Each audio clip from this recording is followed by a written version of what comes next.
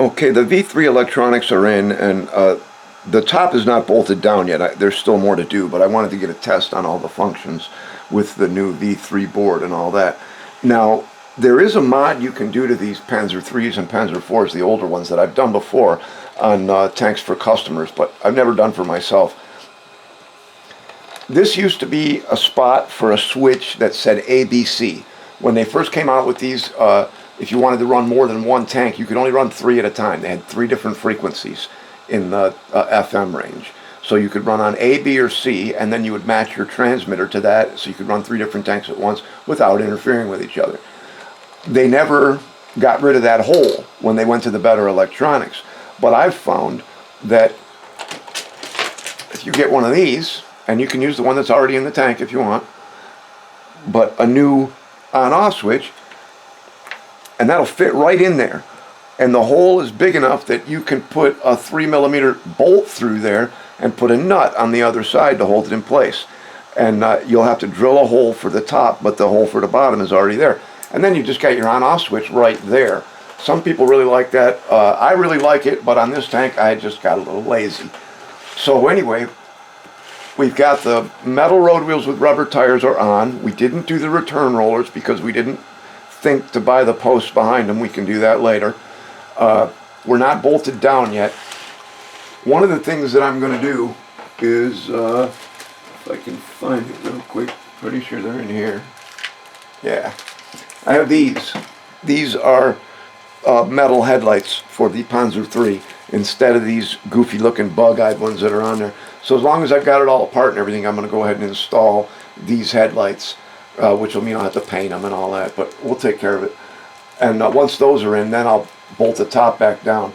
If you're not going to remove the battery box and go with a lift-off top, I think it's important to have it bolted down at all 8 screws, because that top, it's almost like a unibody car.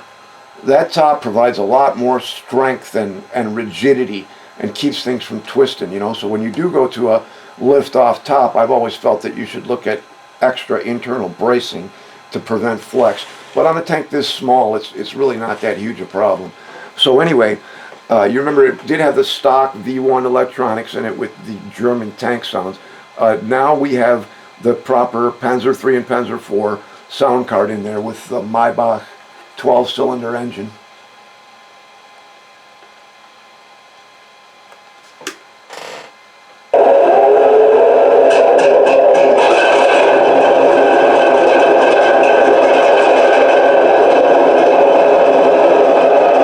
Check a couple of my later Panzer III cards. On this one, it seems like the elevation and rotation sounds are pretty much the same. I know on the new Tiger, they've got a very different elevation. You can tell it's a power, or excuse me, a different rotation. You can tell it's a power rotation. But in the Panzer IIIs and Panzer IVs, the turret rotation was by hand crank. There was no power there. You did it by hand. Same thing for the gun.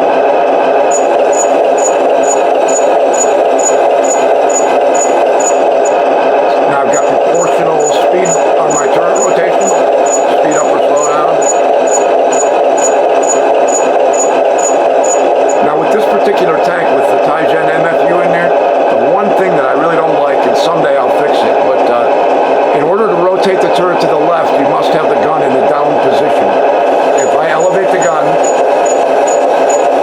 and then attempt to rotate left, it will get about, there you see how it's catching already? But with the gun fully depressed, it's because that airsoft unit hangs down so low in there. If this was an IR tank, it wouldn't be any problem. But with the gun fully depressed, she rotates the way she's supposed to. Now this being the V3, I've got the track recoil turned off. But I've also got better machine gun sounds. And a better cannon with shell ejection.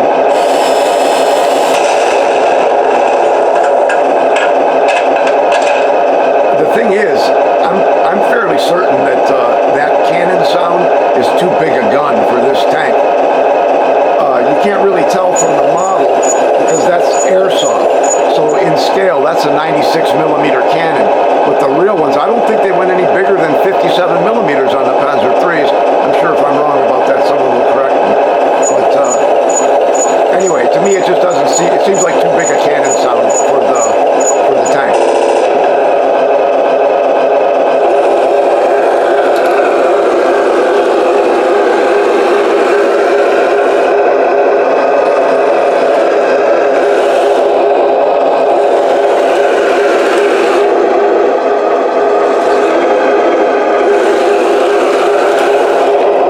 Still got excellent low-speed control. I'm really happy that I did this mod. Like I said, I'm going to change those headlights and probably repaint the whole tank.